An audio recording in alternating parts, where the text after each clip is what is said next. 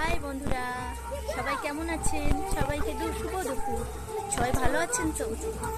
দেখুন, বিপত্তারিণী পুজোয় বাবার বাড়ি এসেছি।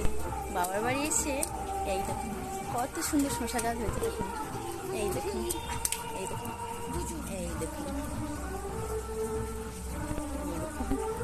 সবই ছোট ছোট ধরেছে। এরপরে সব বড় হবে।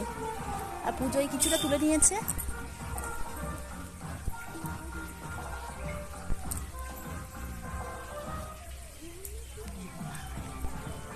এই দেখুন কত গাছ, দেখুন এই দেখুন।